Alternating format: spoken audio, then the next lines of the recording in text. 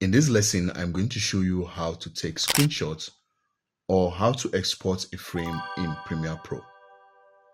It is very easy.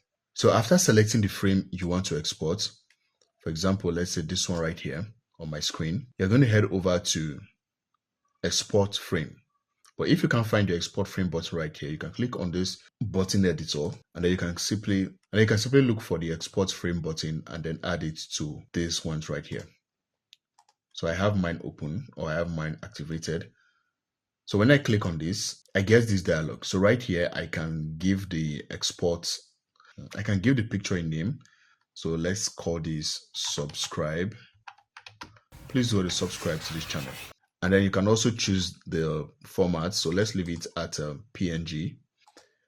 And next you can choose the folder where you want the picture to be exported. You can select your desktop, for example, and then select any of the folders you want it to be in.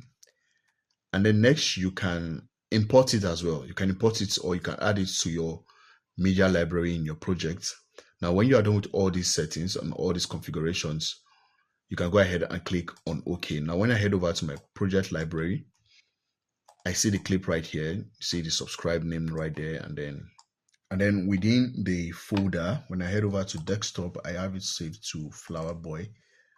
Now, this is the clip right here, or this is the picture right there with the name subscribe.